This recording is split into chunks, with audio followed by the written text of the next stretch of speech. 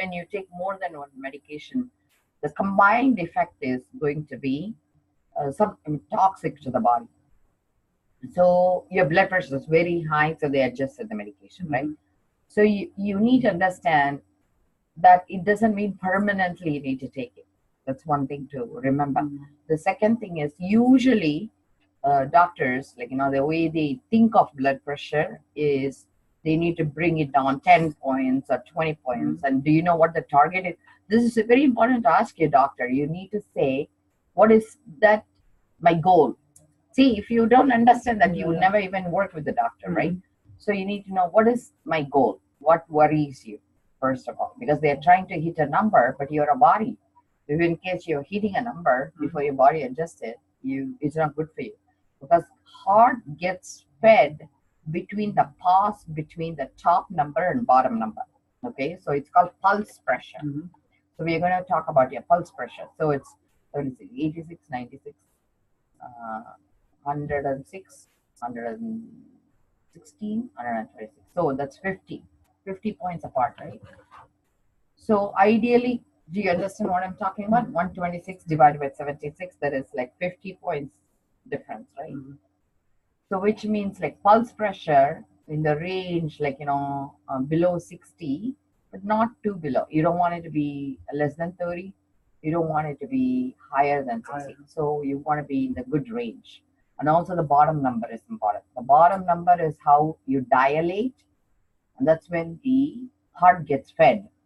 Okay, the bottom number is important to be under 100, because that's when you feed the heart. You want your heart to be having good food, right? Otherwise, it's going to pass out. So that is one number. The top number is inflammation, how inflamed you are. If it is very high, it means it's like very, very hurt. So you need to bring down the inflammation. The bottom number is relaxation. So your heart is not like, your vessels are not like expanding and contracting. So that is very important. So you need to understand the difference. The bottom number works very well with mushrooms and and it's called beta glucans. The top number works very well with aspirin. Even regular aspirin will bring it down. Okay, so these two numbers. Then the third number is the pulse rate. Pulse rate indicates mortality. If your pulse rate exceeds 220, you cannot survive. It's non-human to survive 220. But we worry even above 140. We don't want it to go up above that. So the top number, you don't want it to be above 140. Ideally, you don't want it to be more than 110. So that's why usually people will go reset the heart by putting them on a beta blocker, which means they don't want it to be so fast. So they'll adjust it by that. So when your heart rate is high, they put you on a beta blocker. And if your heart is not getting fed well, they'll put you on lisinopril, it's called AC inhibitors. These are in the lung. These are like some specific receptors that tells the brain, hey, the blood pressure is high because I'm not relaxing enough, so I'm not getting enough blood supply, so I'm not sending you oxygen.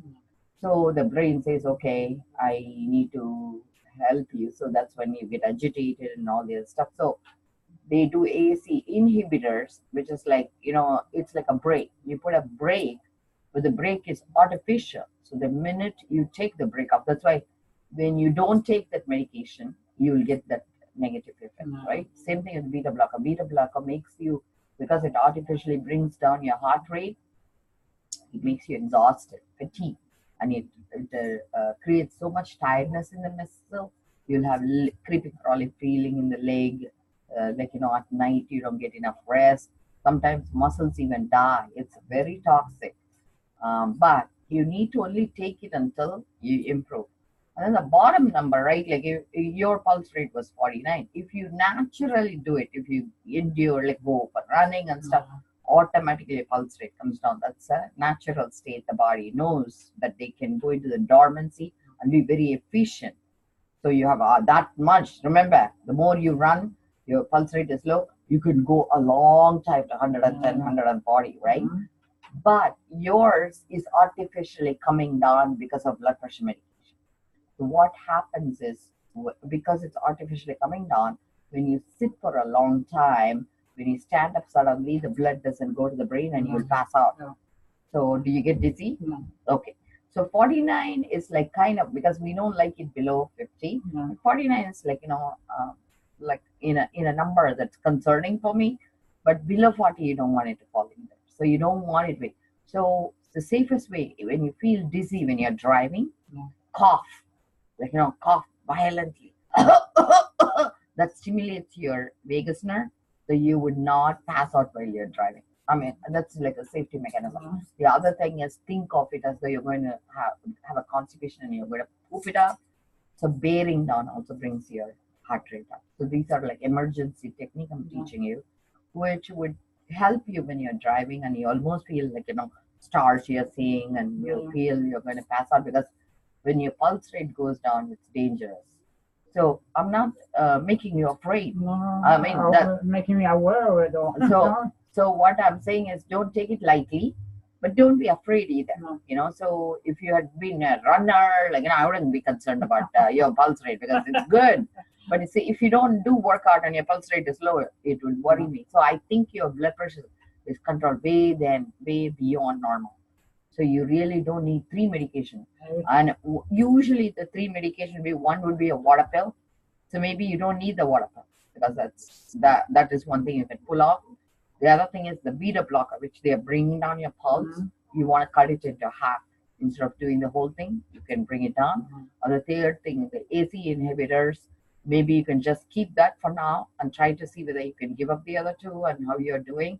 But don't adjust it without talking to him. Bring your medication next week and we'll address that. Okay, fair enough?